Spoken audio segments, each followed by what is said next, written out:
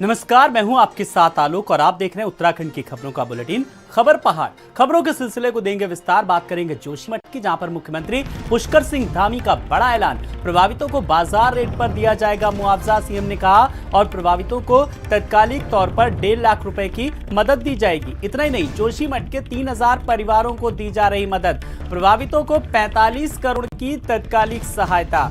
मकानों के ध्वस्तीकरण की अफवाह पर ध्यान न दें, तो मकानों के ध्वस्तीकरण की कार्रवाई नहीं की जा रही है। सीएम ने साफ तौर पर कहा कि ध्वस्तीकरण की कार्रवाई नहीं की जा रही है। और जोशीमठ में सीएम धामी ने किया बड़ा ऐलान। प्रभावितों को बाजार रेट पर मुआवजा दिया जाएगा और फौरी तौर पर 1.5 लाख रुपए मुआवजा दिया जाएगा। तो 45 करोड़ तत्कालीन किस तरीके से जो खर्च आएगा। मकानों के ध्वस्तीकरण की कार्रवाई नहीं की जा रही है। तत्कालीन आवश्यकताओं हेतु 1 लाख रुपए की मदद।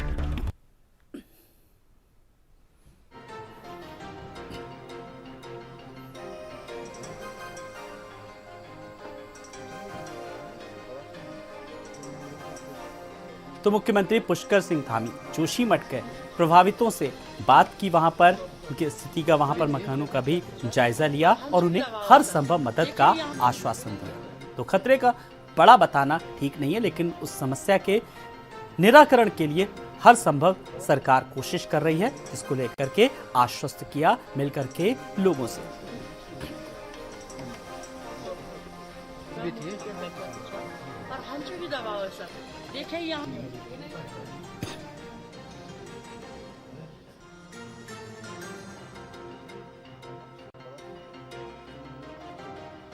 मैं आज प्रातःकाल से ही सोच रहा था, आज चूँकि मेरे अन्य जगह पर भी कार्यक्रम लगे हुए थे, तो ये समय क्योंकि मुझे लगा कि सबसे ज़्यादा ज़रूरी है कि यहाँ मैं जोशीमठ के अपने भाई बहनों के साथ में आऊँ, क्योंकि इस संकट की घड़ी में। और कहीं ना कहीं मैं समझता हूँ कि मैं यहाँ खड़ा हूँ, पूरी सरकार खड़ी है, पूरे उत्तराखंड के लोग खड़े हैं।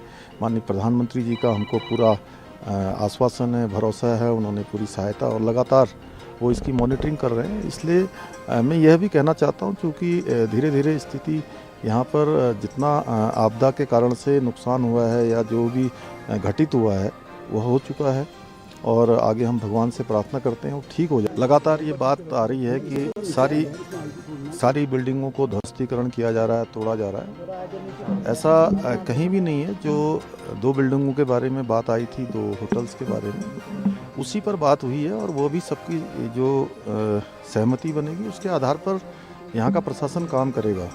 और इसके साथ साथ जो राहत एवं पुनर्वास की बात है, मुआवजे की बात है, उसके लिए यहाँ पर कमेटी बना दी है। जल्दी वो सब सारे नाम उसमें सम्मिलित कर लिए हैं। जो लोग जिस वर्ग से आते हैं, सभी प्रमुख वर्गों के लोगों को, प्रमुख जो भी प्रतिनिधि हैं, उन सभी को उसमें सम्मिलित करके जो है आगे की कार्रवाई की जाएगी कि राहत और पुनर्वास ठीक तरीके से हो। ये हमारी प्राथमिकता है।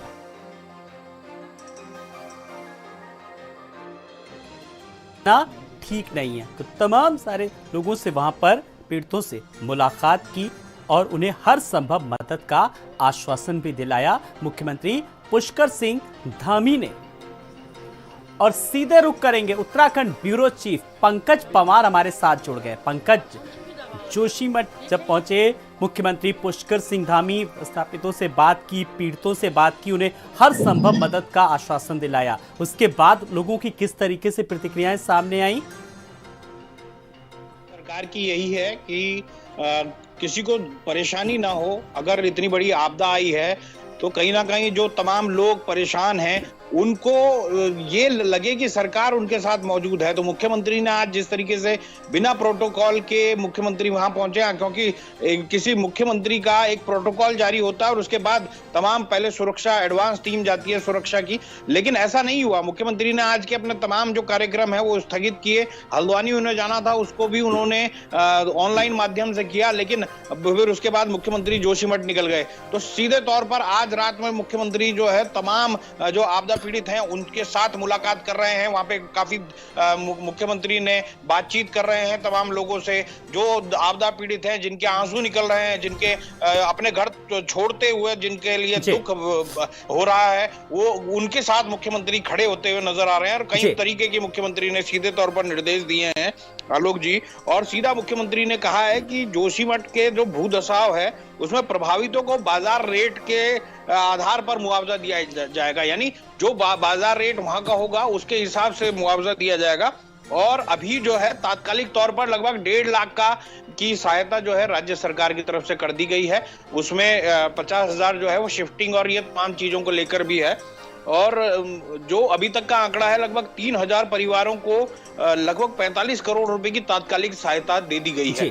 कुल मिलाकर ये अपने आप में एक बड़ा आंकड़ा है और ये सरकार की संवेदनशीलता भी दिखाता है कि किस तरीके से मुख्यमंत्री लगातार इस पूरे उसमें जुटे हुए हैं। आपको एक और अपडेट बता दूं आलोक जी, अब से थोड़ी देर पहले मुख्यमंत्री को फोन पर अमित शाह जो गृह मंत्री हैं उनका भी फोन आया। उन्होंने भी किस तरीके का रेस्क्यू चल रहा है, किस तरीके का काम वहां चल रहा है, क्या कुछ जरूरत है, इन तमाम चीजों को लेकर उन्होंने मुख्यमंत्री से चर्चा की है। मुख्यमंत्री से उन्होंने बातचीत किया फोन पे और मुख्यमंत्री ने भी उनको बताया कि उनको क्या क्या चाहिए। तो यानी आप समझ सकते हैं कि राज्य सरकार से लेकर केंद्र सरकार सभी इस पूरे जो जोशीमठ की आपदा है उसमें आम जनता के साथ खड़ी हुई नजर आ रही है। बिल्कुल पंकज, केंद्र से लेकर के राज्य सरकारों तक किस तरीके से संजीदगी से इस मामले को ले रहे हैं साफ तौर पर समझा जा सकता है। पंकज, इस सारी प्रक्रिया एक तरफ हो रही है, लेकिन एक सीधा सा मेरा सवाल आपसे कि वैज्ञानिक अपनी बात रख रहे हैं, राजनीति अपनी तरफ हो रही है, सरकारें अपना काम कर रही हैं, जमीनी स्तर पर इस वक्त धरातल पर क्या तस्वीर नजर आ रही है? सीधा सवाल मेरा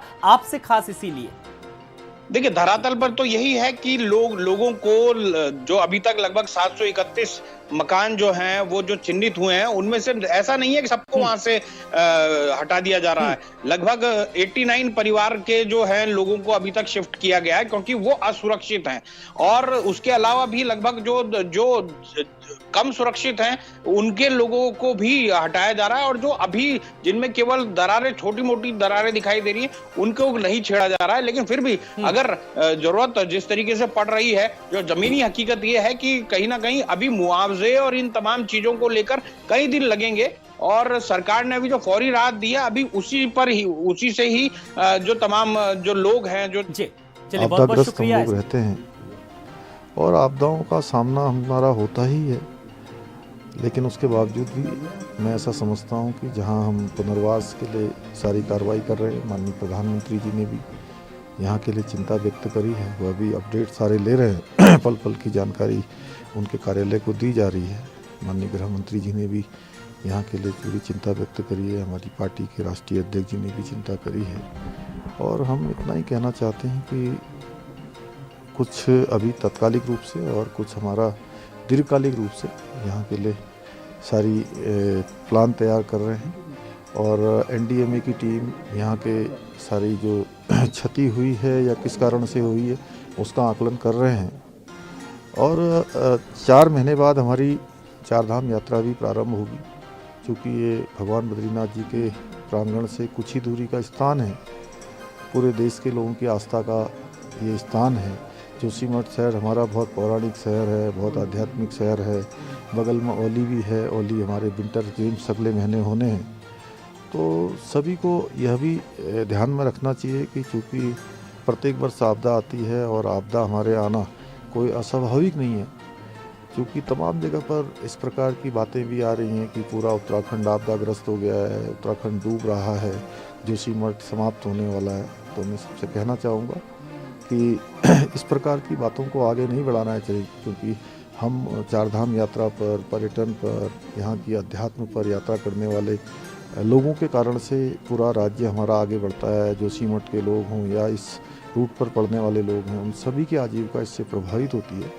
इनको भी ध्यान में रखना होगा। बाकी सरकार जोशीमठ के लोगों के साथ है, चाहे राज्य की सरकार हो, चाहे नरेंद्र मोदी जी की केंद्र की सरकार हो। कुछ फौरी एक्शन प्लान तय हुआ है वो अभी तक? फौरी एक्शन प्लान के तहत अभी हमने 1.5 लाख रुपए की धनराशि सभी को देने का निर्णय लिया है और आगे जो क्षति का आकलन होगा, बाजार के जो रेट होंगे, उन रेटों के आधार पर जो हमने वरुणावत पर्वत के समय में उत्तरकाशी में भी तय किया था, केदारनाथ यात्रा के समय में भी तय किया था, अन्य जो भी हमारी आपदाएं आई हैं उन आपदाओं के समय में जो हमने प्रावधान किए हैं या जो और अच्छे प्रावधान हो सकते हैं, हम उन सभी विकल्पों पर विचार करके यहाँ के लोगों की हर संभव सहायता करेंगे। धन्यवाद। पुष्कर सिंह धामी ने हर संभव मदद का आश्वासन दिया। पंकज लगातार हमारे साथ बने हुए। पंकज, अभी हम सीधे पुष्कर सिंह धामी को दिखा रहे थे किस तरीके से उन्होंने तमाम सारे सवालों के जवाब दिए और मतलब यही था, मकसद यही था कि फौरी तौर पर राहत पहुंचाना उन लोगों को जो इस वक्त किस तरीके से जो दंश झेल रहे हैं, किस तरीके से वहां पर। तो एक तरीके से सरकार की सजगता को साफ तौर पर समझा जा सकता है। देखिए, होनी भी चाहिए और एक प्रदेश के मुखिया की इतनी संवेदनशीलता तो होनी ही चाहिए कि उन्हें उन तमाम मुद्दों को वो जो एड्रेस कर रहे हैं, चाहे जो तमाम समस्याएं हैं उनको, उन तमाम लोगों के दिल पे जो जोशीमठ के लोग हैं उनके जो दिल पे बीत रही है वो उसको समझना एक मुख्यमंत्री के लिए बेहद जरूरी है। वो पुष्कर सिंह धामी करते हुए नजर आ रहे हैं। जिस तरीके से मुख्यमंत्री वहां पहुंचे और उसके बाद उन्होंने लगातार इस बात को कहा कि किसी को परेशान होने की जरूरत नहीं है, सरकार उनके साथ खड़ी है। और जिस तरीके से मुआवजे की बात लगातार लोग उठा रहे हैं कि आप हमारे मकान तोड़ रहे हैं लेकिन मुआवजे की बात नहीं कर रहे हैं, तो मुख्यमंत्री ने साफ तौर पर कह दिया है कि बाजार रेट के आधार पर मुआवजा दिया जाएगा जो इस समय की स्थिति है। और जैसे केदारनाथ में किया गया था, जैसे वरुणावत उत्तरकाशी के वरुणावत में किया गया था, वैसी ही तमाम चीजें जो हैं वो मुआवजे के रूप में राज्य सरकार यहाँ पे करेगी। कुल मिलाकर सरकार ने साफ कर दिया है कि किसी भी तरीके से लोगों का अहित नहीं होने दिया जाएगा। जो लोग परेशान हो रहे हैं कि उनको मुआवजा कैसे मिलेगा, उनके घर की रोटी कैसे चलेगी, तो उन तमाम चीजों के लिए सरकार कोशिश कर रही है। आपदा के दौरान जिस तरीके से केदारनाथ में तमाम लोगों को ये सोच में पड़ गए थे कि अब हम काम कैसे करेंगे, किस तरीके से चारधाम यात्रा चलेगी, वो तमाम भी तो चली हैं। तो बिल्कुल पंकज, इस तमाम सारी जानकारी के लिए स्पेशली आपका भी बहुत बहुत शुक्रिया। जो आप आपदा पीड़ित हैं उनसे मुलाकात कर रहे हैं, उनकी बात सरकार तक पहुंचा रहे हैं और सरकार किस तरीके से लगातार ऐसे मामलों को लेकर के पूरी तरीके से सजग नजर आ रही। बहुत बहुत शुक्रिया एक बार फिर से पंकज आपका। वहीं जोशीमठ